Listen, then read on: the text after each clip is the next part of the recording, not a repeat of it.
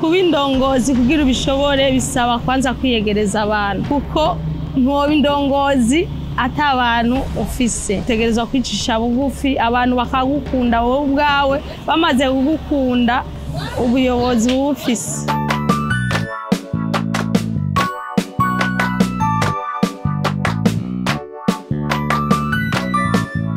Inyigisho nk'izi zifasha abadamu canke abigeme bariko begereza kuba abadamu vuba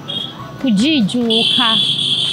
kuko abadamu benshi bazi yuko umudamu nuwo muhira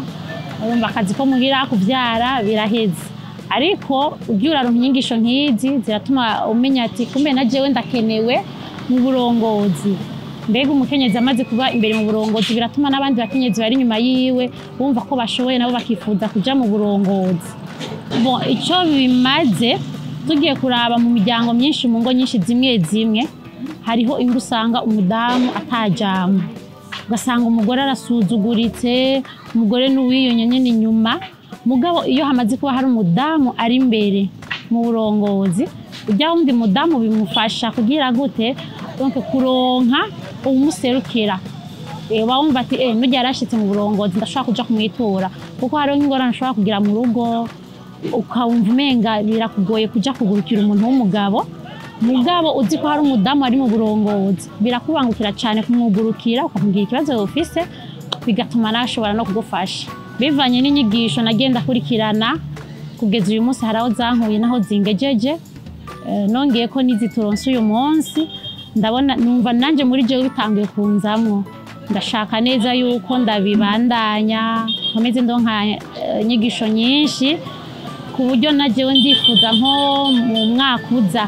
Ritari mu mwaka uza yuko nanje nzoba ndi mu burongozi kugira ngo nanje serukira abakiri inyuma. Ico nafasha mu iterambere ry'igihugu nicakindi nyene kugira ngo umukenyezi areke kuguma yumva ko akiriho hasi ndashaka yuko umukenyezi wari we wese yumva ko ashoboye haba mu iterambere ry'umuryango wiwe n'iterambere ry'igihugu. Imboneza n'umuntu aje imbere y'abandi. Imboneza n'umuntu ashira ineza y'abene gihugu imbere atari neza yiwe. Donc ashira ineza y'abene gihugu imbere. Imboneza n'umuntu azi gutatura amatati bidaciye mu gikenye.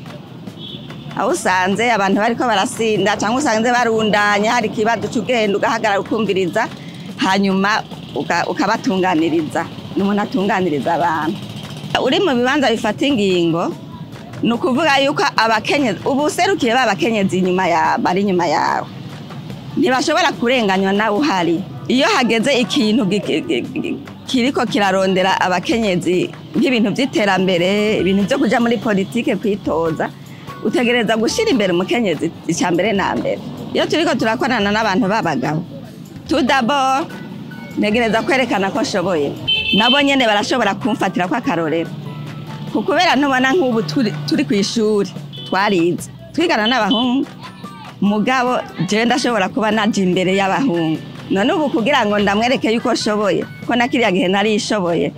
nerekana akarorero keza nerekana ibintu nyene vyerekana yuko nshoboye ngira ijambo kamene. Inyigisho nk'izi zirafise akamaro ku bantu biyumva ko badashoboye baca babona bwa bundi nanje ndashobora kuja muri iki na kiriya kandi ugasanga kujya guma yishira hasi ko adashoboye agiye muri iki na kiriya ugasanga atumye nanaka na wene ava muri ndabwita ubujuju yarimo ugasanga arateye imbere. Akajambo nobwira abakenyezi nobabwira ko bokura amaboko mu mpuzu bareke kuguma mu ngo zabo barindira abagabo ko bari bo babazanira iki na kiriya ko babafasha iki na kiriya imbere yo kuja mu makoperative babibwira abagabo babo kuko hari abagabo batavyemera banzu bimenyesha umugabo ilevre nagiye muri koperative naronsa amahera muri ya koperative kuko narayimumenyesheje ndamuzaniye agapantaro n'agakostime umugabo ariyemera avuga nti bwa bundi umugore wanje naho namurungitse hariya arafise icamaze kuko muri yashira hamwe yabo imeze neza yaramfashije yaranguriye n'akarato n'agakoti ndambara nkaberwa nkaba umupapa mwiza nk'abandi.